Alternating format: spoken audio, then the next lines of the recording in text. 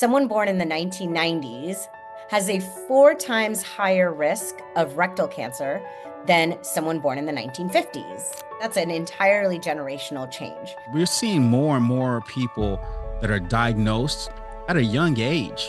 And I'm not sure what's going on. We don't really know why those numbers are going up, but there's a lot of research being done to look into this because it's scary.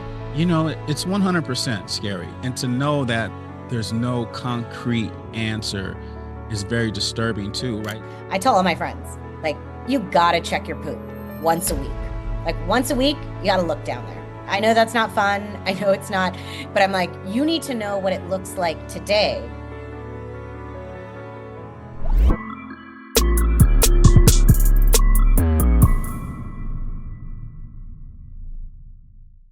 Hello, hello, hello. This is Kenny Perkins, aka your cancer guy. And again, today we have another phenomenal guest. Listen, we're traveling to Palo Alto this time. If you guys know anything about Stanford University, it is a well-renowned university. They do a lot of research. They get things done. People are coming from all over because it is an academic center where they're doing the most, and they're doing the most for you. And so it was only right that we brought in a physician from Stanford who's not only just doing the work at Stanford, she's also helping down at the VA down in the Palo Alto. So she's busy. We just talked off a little bit offline, and she is an extremely busy physician. But you know what? She's busy because she wants to make sure that you get the best care. She cares about your outcome. And that is the common denominator. You see people in this profession, they care about you. And so it is an honor for me to bring in our next guest. Listen, we're bringing in Dr. Shruti Patel. Shruti, Brand, hello. Welcome to All Talk Oncology. Hello. Hi. Thank you so much for having me. I'm so excited to be here. I know I'll probably butcher your name, but please. No, it was great. It was great. You did it Okay. perfectly. You did the THI at the end. It was perfect. No, come on. Listen, it is an honor to have you here. You work at a very prestigious facility, and yet talking to you, just you're so humble. And I really appreciate that about you. And I appreciate you joining us here on All Talk Oncology today. It's really an honor to be here. And Kenny, the work that you do for people to bring, that's really what we want, right? We want to bring what we know, the discussions that we have, we want to bring it to people so that they understand that we're really here to help them. We're really here to just care about them and try to bring them the best science and really try to make their lives better in a situation that is frankly so difficult. And like you bringing this platform to people is invaluable. So thank you for having me. It's not really like, I feel like it's my honor. So thank you. Thank you. Thank you for that. I appreciate it. Well, listen, you must be extremely busy. You are a specialist in the GI oncology, right? I mean, colorectal, rectum, you see all of the everything within the GI system. Tell us a little bit about what's happening in that, because we're seeing more and more people that are diagnosed at a young age. And I'm not sure what's going on. Could you maybe shed some light on that? Yeah, so it's like a very unfortunate and frankly scary trend that we're seeing specifically in colorectal cancer, although we're seeing rises in all cancers. I think the colorectal cancer story is a little bit different because in many other cancers, they are seeing a rise in the number of cancers, but they are also seeing decreased mortality in those cancers. But in colorectal cancer, in these early onset patients and kind of populations, they aren't seeing that same decrease in mortality. The rise is going up, and we're not seeing a decrease in mortality. And so that's frankly very concerning for us as GI oncologists. And really, what we think is it's just a complete increase in risk, and it's a generational increase in risk. So, someone born in the 1990s, I was born in 1990, has a 4 times higher risk of rectal cancer than someone born in the 1950s, like my dad, for example, right? That's an entirely generational change. And this increase in colorectal cancer, it's very concerning in part because this is happening in patients beneath the screening age, right? So the screening age for colonoscopies used to be 50, it's now dropped to 45. But we're talking about seeing these rise in patients that are as young as 7 years old, right? And of course, the increase is more drastic in people in their 20s, 30s, and 40s. But there was an abstract at ASCO Quality last year that showed that ages 7 to 14-year-olds, they had an increase of 700% colorectal cancer in the cohort that they studied. And I think that's very telling because even though those numbers are still very low, thankfully, it's something that we have to think about. What is happening, right? What is happening that is causing this clear generational change in colorectal cancer? And it's not just colorectal cancer. We have increase in esophageal cancers, increase in pancreas cancers in these younger patients. And the other part of it is that younger patients, they are not always getting their annual physicals, completely understandably, right? They are generally discounting symptoms because you have a little back pain or you have a little belly pain. You're like, it might be some IBS. I've been stressed. I haven't been sleeping. I've been drinking too much coffee, right? There's always, you have some rectal bleeding. You're like, maybe I was constipated and there was some hemorrhoids. There's, again, completely understandably, there's always an excuse. There's always, life is stressful, right? They're going to work. They're taking care of their kids when they come home. There's always something happening. And then frequently, and that's the reality, is that we expect cancer in older people, but we don't expect it in younger people. Younger people are supposed to be healthy. And so a lot of times patients go to the doctors and their symptoms are attributed again to hemorrhoids because the reality is that rectal bleeding, if you have some bleeding at the end of your poop, it's most likely hemorrhoids, to be fair. But the reality of what the world we live in now is that it is increasingly likely that it could be cancer. And so I think there's like so many shifts that need to happen from a primary care perspective, from patients listening to their bodies, understanding what their normal baseline is. I tell all my friends, like, you got to check your poop once a week. Like, once a week, you got to look down there. I know that's not fun. I know it's not, but I'm like, you need to know what it looks like today when we think you don't have any problems, and so that you can understand if there are changes. For sure. And so I think the early onset puzzle is truly a puzzle. We don't really know why those numbers are going up, but there's a lot of research being done to look into this because it's scary. It's 100% scary. And to know that there's no concrete answer is very disturbing too, right? I mean, as a patient, because you're trying to wrap your brain around this and to make it make sense. So, do we have any contributing factors that what could be going on? Because, I mean, to have that shift where young people are now getting diagnosed a lot younger, I mean, it has to be something that's happening, right? I mean, is there a speculation? Absolutely. So there are a few things that have been shown to have, I would say, moderate, kind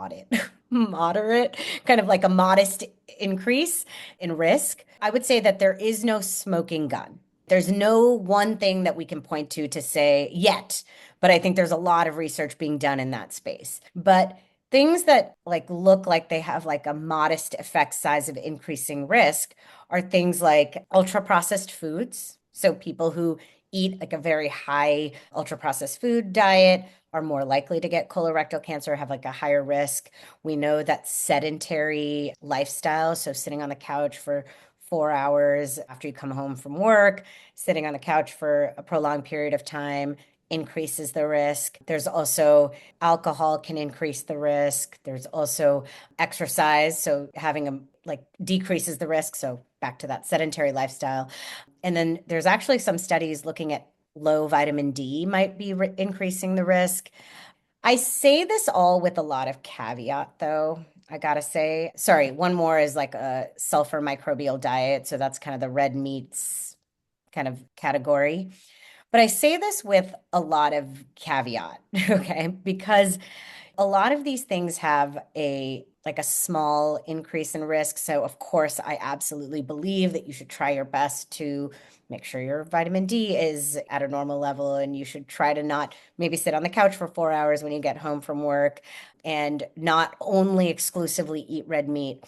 But I think a lot of these studies, and I would use the word weaponized, have been weaponized against patients to say in a way that if you do all these things, then you won't get cancer. Or if you don't do all these things and you get cancer, it's your fault. And so when the reality is that if I told you that there was like one smoking gun and there was one reason why that number went from 1 to 4 times the risk in the people in the 1990s, and then people continued to like engage in that behavior, number one, even then, it wouldn't be their fault that they got cancer. Number one. In the same way that we say that absolutely it is not someone who happened to have a smoking history did not deserve to get lung cancer. And we know that. And that shouldn't be a point of discussion even other than to recommend like smoking cessation when someone gets diagnosed with lung cancer to improve outcomes.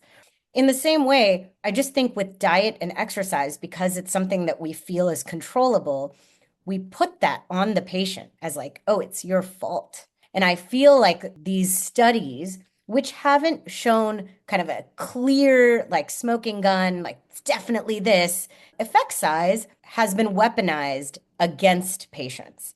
And so are people. So I say all of those things to say that, yes, those things have been shown to have a modest increase in risk. And it is possible that you might have engaged in some of those activities like sedentary behavior, me. And that isn't the reason, that's not the reason why you got that one hit mutation and that second hit mutation and got the cancer. Does that make sense? Yeah, 100%. And I'm so happy you brought that up, right? Because we also here at All Talk Oncology, we put things out with the things that you can control and the things that you can empower yourself with. And that's your diet, or that's the things that we put in our body, or the things that we do for our body, such as exercise. But you're right. I love that you talked about weaponizing that or putting the guilt on the patient or the person who's diagnosed. And for all the listeners out there, don't beat yourself up because maybe you didn't have the best diet or you didn't go out and exercise before. That was in the past. There's nothing you can do about it. But as you listen to Dr. Patel, she talked about you don't want to weaponize that. We don't want you to put yourself in a state of depression because of it. But you have the power to change that now. And how you do it is completely up to you. But you have the control to do that, right? And I love that you brought that out because we don't want you to beat yourself up, those that are listening. And Dr. Patel, I'm sure you see a lot of that in your clinic there, right? A lot of people beating themselves up. We don't want that. And I'm glad that she brought that up. So thank you. Thank you so much for that. Absolutely. I think it's really important to, of course, choices that you can make moving forward. And obviously, again, I absolutely adore the challenge trial. I think showing that exercise can reduce risk of recurrence. And so, absolutely, I still encourage my patients in my clinic. I'm like, let me tell you about this cool trial. Look at this risk reduction, liver recurrences, decreased primaries. This is so cool. Let me help you figure out a way that we can add exercise and things into your day to day. But the reality of what we're dealing with is that people who are very fit, very healthy, ate an organic diet, did all the things that a healthy person is supposed to do. And I put it in air quotes, of course, they still get cancer. Yeah. They still show up in our clinic. And so it's just to say that it's really important to not put that on you. And yes, to your point, we can always make different choices, right? It's 2026 where people make New Year's resolutions all the time. You can always try to change your life and make choices that feel right for you in the future and feel right based on recommendations that maybe your doctor makes or whatever. But to place that guilt of like, oh, is it because the number of times I've heard like, oh, is it because I ate steak? Like I ate steak, so that's why I got this cancer. Like, no. And also like a 15-year-old also can get colorectal cancer like this, right? And typically they haven't eaten that much steak in their lifetime that would have caused that. And so the point is that cancer is caused by mutations in cells. And typically the immune system tries to clean up all the mutations that we all get in our bodies every single day. And sometimes it misses those cells. And that is what causes cancer. That is what causes cancer. And yes, there are things that increase the risk, of course, alcohol, smoking, all those things. But I think again, I'm like a huge blame reduction like type vibe. Like that is my whole mantra. Like try to obviously live your best and healthy life, but it's not your fault. I love that. I love that. Yeah, because we don't want people walking around with guilt. This is not easy. And as we always say here at All Talk Oncology, this is just a chapter of your life. It's not the whole story. It's not the whole book. And we're going to help you get through this chapter so that you can live out the rest of your life the best way possible. So, Dr. Patel, let me ask you here. You talk about clinical trials and things like that. Is there certain cancers that allow people to enter into a trial or something like that? Because, sometimes you don't know the criteria, or some people, oh, I heard about this, but you need to be a candidate, right? How does that work? Yeah, it's actually extremely complicated, and I completely understand why patients are like, what is happening, right? Because there are, so there's multiple kinds of clinical trials, right? So there's phase one, phase two, and phase three generally. I would say those are kind of the big buckets. And by the time a trial gets to phase three, those are the biggest trials, like 600 patients across multiple sites across the United States.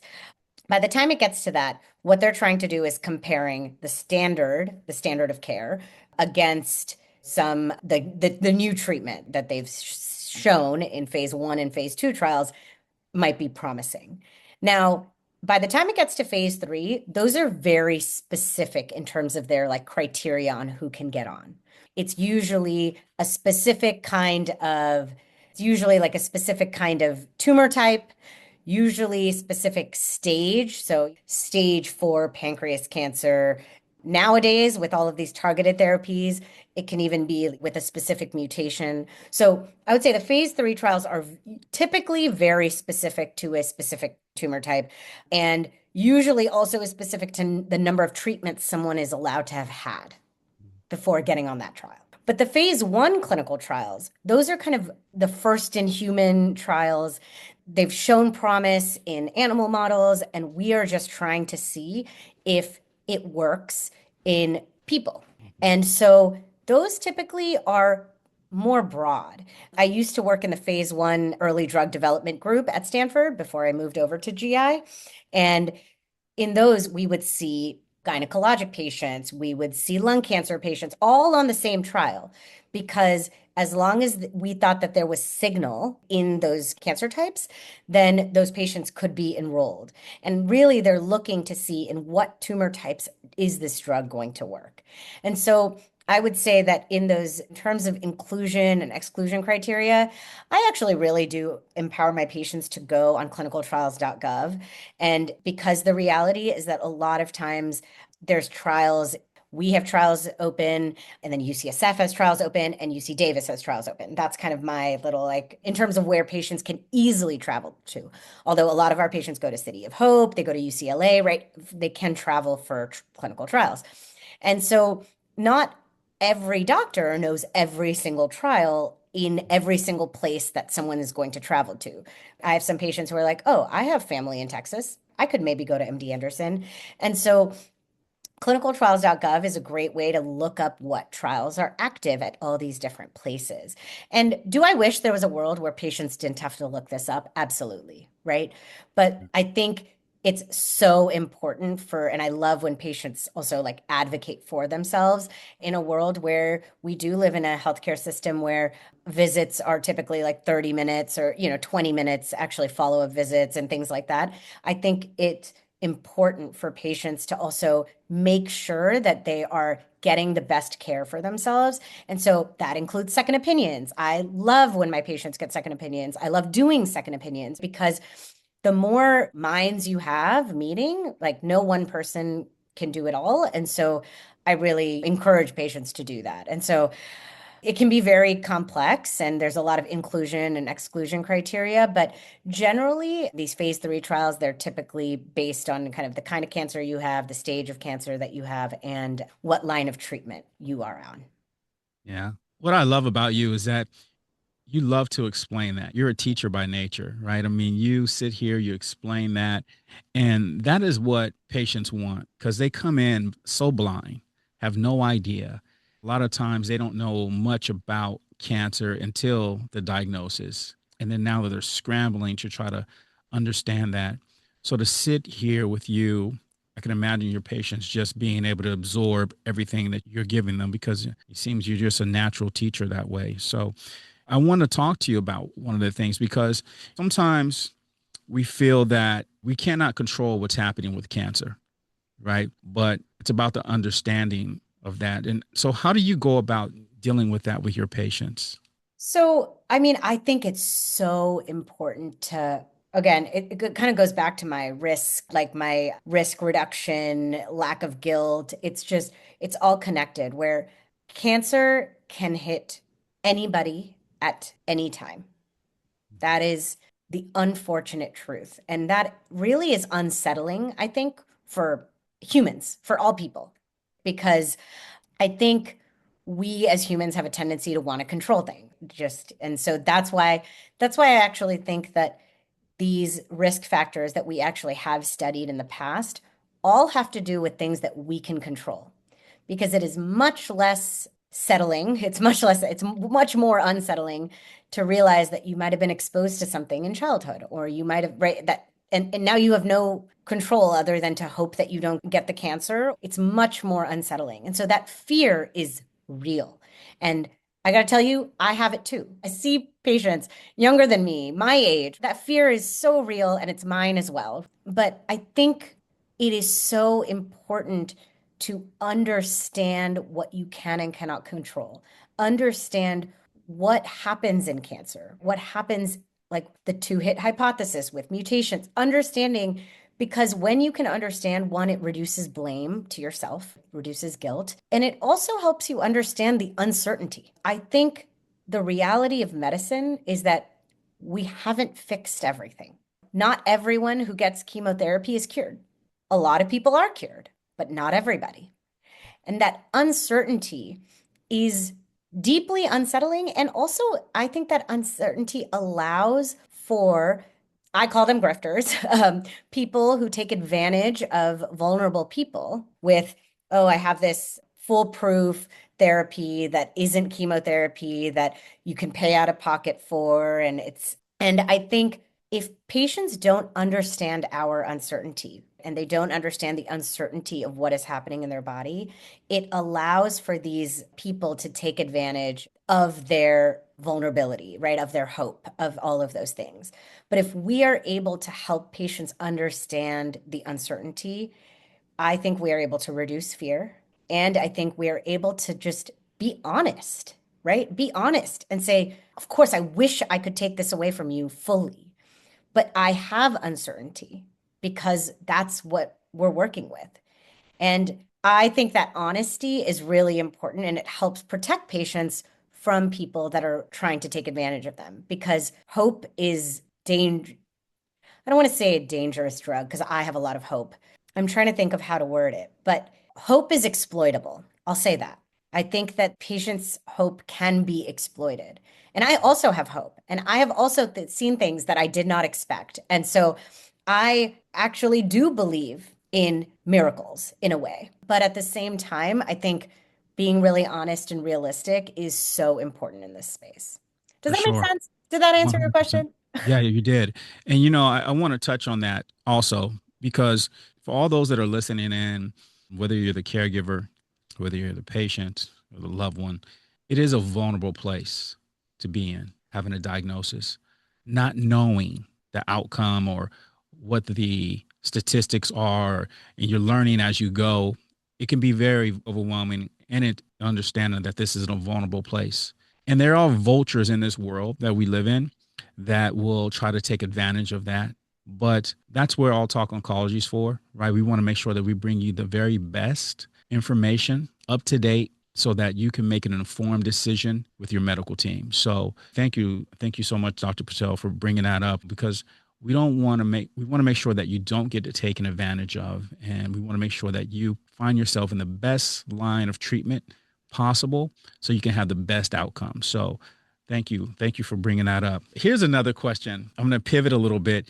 You know, we see people, they come in, they finish their treatments, they're ringing that bell and they go about their business. How does Stanford approach survivorship for their patients? How do you approach the survivorship and going in after treatments? Yeah.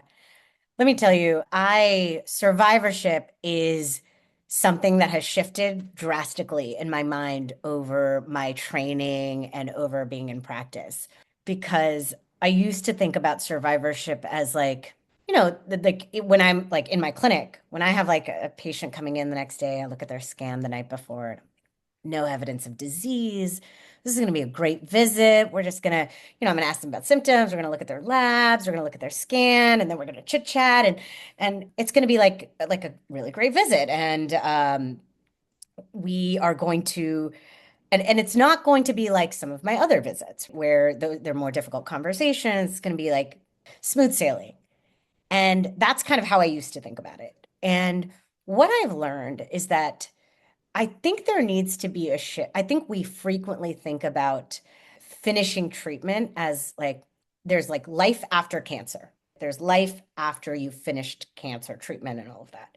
And I actually think that's the wrong framing. I actually think it's life with a cancer history. And I say that because not because I want people to be defined by their cancer. I understand that people would like to feel like they can go back to normal. But I think that by framing it like life with a cancer history, we have to recognize that there are persistent physical symptoms that we leave patients with. There are mental health symptoms that we leave patients with because of the cancer. Sexual health concerns, fertility concerns, which tie into identity concerns. So there's so many things that I have learned from patients, really, that now these visits are like, no, we got to get into it.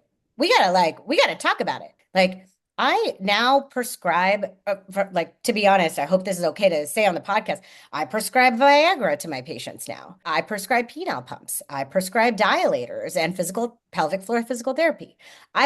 There's all these things that I now do. I talk about massage therapy and exercise and resistance exercise because that helps with, and there's data, there's randomized controlled trials that show that that helps with cancer-related fatigue. There's actually a lot of doctoring to be done in survivorship.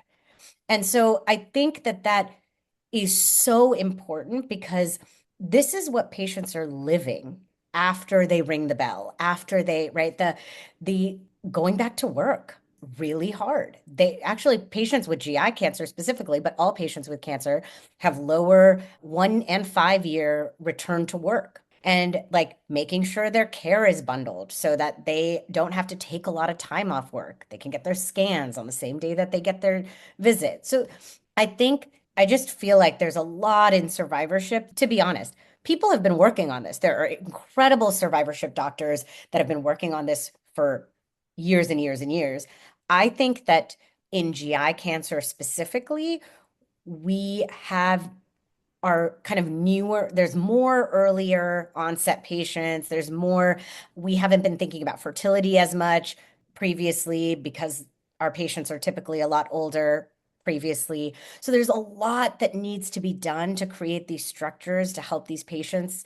And we're working on it. I don't think any of us are perfect. There's some incredible early onset GI programs at multiple institutions, Dana-Farber, Vanderbilt, et cetera. But I think survivorship really needs to be framed as like not only like life after cancer, everything's back to normal, everyone expects you to be back to normal. It's like there are a lot of persistent symptoms that patients deal with that shouldn't and can't be ignored.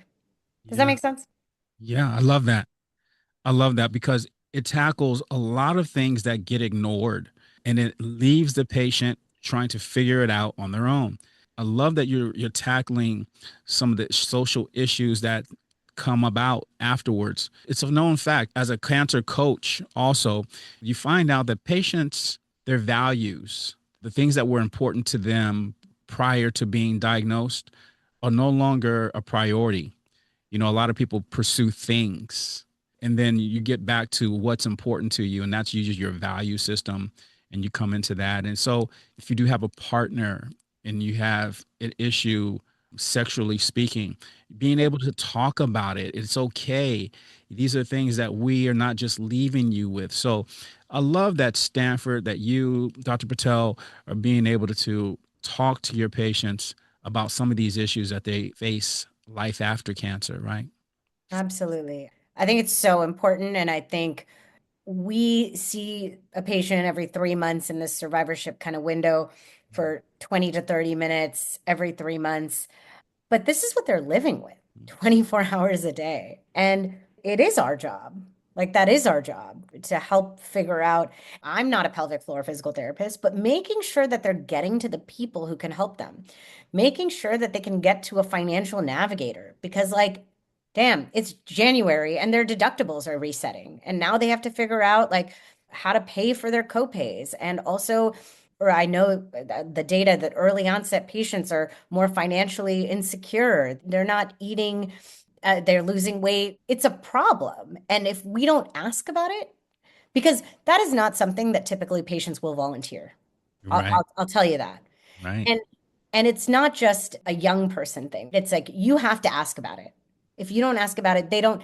It's also kind of it's difficult because when I've talked to patients, it's like they feel conflicted because they're so grateful to be cured of this cancer or cured. I use that word broadly, but even 5 years out, when we say that we believe that people are cured in GI cancer, at least, they feel so grateful. They're 8 years out there. They're like, oh God, I'm lucky.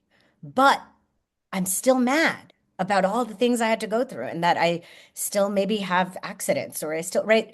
And that's such a conflicting feeling. If we don't elicit that, if we don't hear them at least, yes, I can't make every symptom go away. I don't have that capability, but it needs to be addressed. We need to connect them with the GI doctor. We need to do something.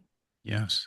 I love that. And I hope any healthcare worker that's in the oncology world, if not in the oncology world, are listening to this part because a lot of times the patient feels a certain way, and we don't want to assume that because they didn't bring it up, it's not on their mind. It's okay for us to bring it up and ask the question, how are you doing with this? Especially depending on what their treatment was or where, right? I mean, for us to bring that up because I think they would appreciate it. One, they had so much trust in you in their most vulnerable moment. So if anyone they're going to open up to would be you. And so to be able to listen, have that question come for you, I think it'd be more appreciated than anything. So I want to put that out there. I want to put that out there to the professionals. Ask your patients a question. What's going on? Because survivorship is not always easy, as Dr. Patel brought out. So thank you so much, Dr. Patel, for shedding some light on that for us. And to know that Stanford is out there making that happen for their patient. We're definitely trying. I think that it feels really good to be able to help someone with something like that. It's just because you feel like you're making an impact on their day to day. And to your point about asking patients, I just normalize it. I'm like, look, I first of all, the one thing I will say is that you will get answers you don't like quote unquote expect, which is why you got to have the openest mind in the entire world. Because and I love that. I love that. I'm like, okay, yeah, we're gonna do this. Yes, we're gonna figure out how to make this happen for you. And I think that that's so awesome. And I think I just say like, look, I ask this to all my patients. So if you don't want to talk about it, you can tell me, but I'm still gonna ask about it. Yeah. And I'll ask about it, and then you could say, I don't need to talk about that, or I'm not interested. And if it's a sensitive topic, and then we can be done with it. But I think it's so important to ask. Yes. And we appreciate that. You know, Dr. Patel, we appreciate you being here on All Talk Oncology and being able to shed some light on some of the things that patients may be going through and shedding light and educating them as well. But before we let you go, I'd like to say, is there anything that you would like to let the patients know and get any gems that they can walk away with before we let you go? Yeah. I would say that, okay, I have a few gems. The first thing is like advocate for yourself. That is your biggest strength, and your doctors should and will listen to you and explain things, but you should be telling your doctor what you're feeling because you know your body. And then the second thing I'll say about cancer specifically is that cancer is not something you can fully control, but there is a lot you can understand. And I do think that understanding reduces fear. Yes. I love that. I love that. Nuggets. Listen, Dr. Patel came on here and was dropping gems for you guys. I hope that you guys were taking notes, because this is what it's about here, making sure that we empower you so that you don't have to go in with any of that anxiety and being overwhelmed. So Dr. Patel, thank you. Thank you so much for joining us here at All Talk Oncology. It was an honor to have you here, and such a warm spirit that you have. So we appreciate that. Thank you so much, Kenny. It's so fun. And thanks for listening to me monologue on and on and on. I like feel so strongly about this that I could go on tangents for days. You've listened to me for like a very long time now, so I appreciate it. Yeah, it's our honor. It's our honor for sure. And then for And those thank you listening, to the, go ahead. I was going to say, and thank you to the listeners for listening. Yes, always, always thanking the listeners, and we appreciate you. And we both, Dr. Patel, myself, want to let you guys know that you're not alone in this. We're in this together. This is All Talk Oncology. This is Kenny Perkins, aka your cancer guy. Until again, I'm out. So stay connected with us on All Talk Oncology Cancer Podcast. Make sure you subscribe to that, right? Wherever you listen to your podcast, whether that's Apple, Spotify, make sure you subscribe and continue to spread that word, right? Engage in this, because your engagement can help someone stay alive. And this is what we're talking about. So again, make sure you subscribe, hit that subscribe button. Again, this is Kenny Perkins, aka your cancer guy. Until again, I'm out.